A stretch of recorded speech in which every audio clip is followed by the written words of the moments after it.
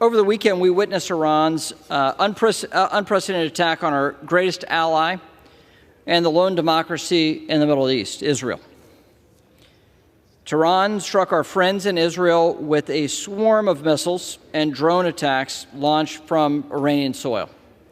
Thankfully, most of the attack was intercepted by Israeli defense systems with the support from the mighty U.S. military and other partners in the region and across the world. This assault was just the latest sign that the Ayatollahs seek to destroy Israel from all sides. In addition to this direct attack, Iran has sought to encircle our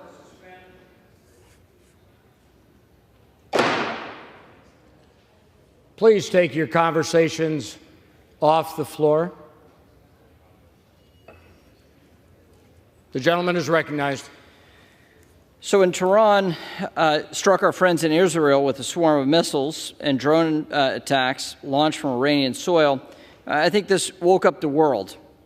This assault was just the latest sign that the Ayatollahs seek to destroy Israel from all sides. In addition to this direct attack, Iran has sought to encircle our Israeli allies through its support of Hamas and Hezbollah. Hamas's terrorist strike last October on innocent Israeli civilians was a wake-up call for many around the world. It underscores the brutality of the Iranian proxies, and in response to this aggression, my friend and colleague from California, Mrs. Kim, authored the bill we are considering today, H.R. 6323, the Iran Counterterrorism Act. This legislation will provide Congress a stronger role in any future sanctions relief for Iran. Under current law, the U.S. imposes so-called secondary sanctions against foreign banks that deal with Iran, restricting the Ayatollah's access to hard currency. At the same time, the President enjoys certain waiver authorities that he can invoke for national security purposes. For example, last September, while Hamas was preparing to wage war against Israel, the Biden administration issued a waiver that allowed for $6 billion in Iranian funds to be unfrozen. But this is not a Democratic or Republican issue we're bringing forward here. Administrations from both parties have used waivers in the past. Additionally, Congress routinely enacts waiver authorities so the executive branch can use discretion in order to convince bad actors to change their behavior. The issue is, when it comes to Iran, the status quo is simply unsustainable. Congresswoman Kim's bill recognizes this. The regime in Tehran is so hostile, and the threat it poses to Israel and American interests are so high that lawmakers need a greater say when waivers are granted to the Ayatollahs access to the global financial system. This bill before us ensures U.S. sanctions against Iran can only be waived if Iran has ceased support for international terrorism.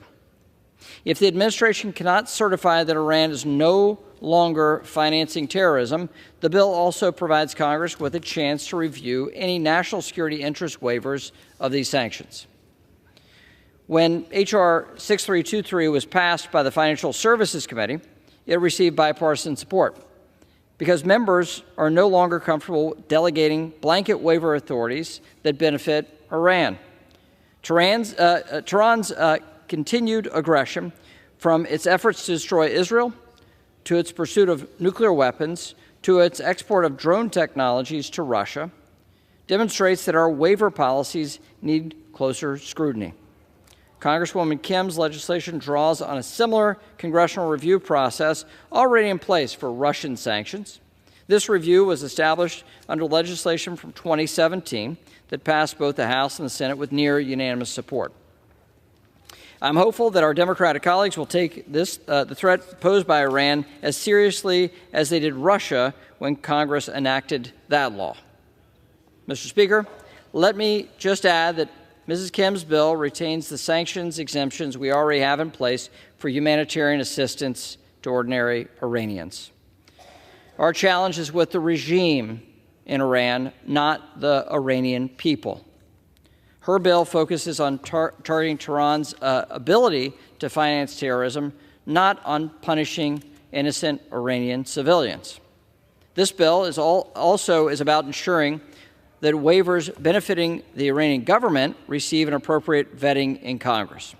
After the attacks inflicted on our Israeli allies and friends over the past 7 months, surely we can all support this common-sense measure. I want to thank Mrs. Kim for her work on this legislation. I urge my colleagues to vote in support of this bill, and I reserve the balance of my time.